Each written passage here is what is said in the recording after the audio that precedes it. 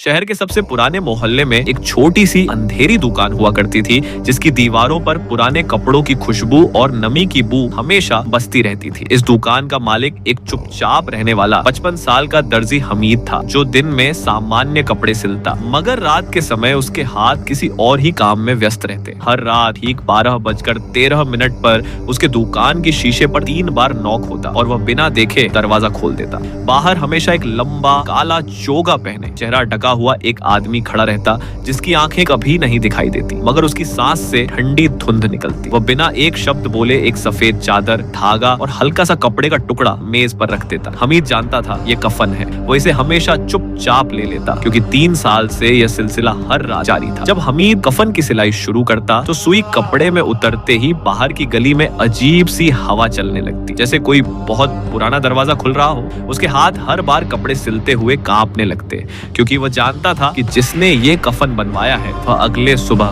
मर चुका होगा। वह हर सुबह अखबार पढ़ने से डरता, क्योंकि उसमें हमेशा उसी रात के कफन वाले व्यक्ति की मौत की खबर छपी होती। एक बार हमीद ने हिम्मत करके उस जाने वाले व्यक्ति के बारे में पूछने की कोशिश की, मगर लड़खड़ा कर रुक गया, क्योंकि वह जानता था कि यह सवाल उसके लिए अच्छा नहीं होगा। रहस्यों का बोझ उठाना आसान था, मगर उन्हें खोलना मौत था। फिर एक रात सिलसिला बदल गया। 12:13 सुबह तेजी से 3 नॉक हुए, मगर इस बार आवाज कुछ ज्यादा भारी गूंजती हुई थी। हमीद ने दरवाजा खोला तो बाहर कोई नहीं था, सिर्फ एक सफेद कपड़ा जमीन पर रखा था और उस पर टपकती हुई ताजा खून की एक लकीर चल रही थी। कपड़ा उठाते ही उसका दिल गला में आ गया, क्योंकि चादर पर जो कपड़े का छोटा टुकड़ा रखा था, वह टुकड़ा उसके अपने कुर्ता से मेल खाता था। वही कपड़ा, वही एम्ब्रॉयडरी, वही धागा जो वह सालों से पहनता था। उसकी उंगलियां कपड़े को छूते ही कपड़ा अचानक ठंडा हो गया, जैसे बर्फ से निकला। धागे की जगह पहले से ही उसका पूरा नाम बारीक काला कांपता हुआ लिखा हुआ था। हमीद उस रात सिलाई नहीं करना चाहता था, मगर दुकान के अंदर सारी लाइट्स एक साथ बुझ गई। सिर्फ सिलाई वाली मेज पर रखा कफन हल्की सफेद रोशनी में चमकने लगा। बाहर गली में वही ठंडी हवा चलने लगी, जो हमेशा किसी आत्मा के गुजरने पर चलती थी। दरवाजा खुद ब खुद बंद हो गया और हमीद ने पहली बार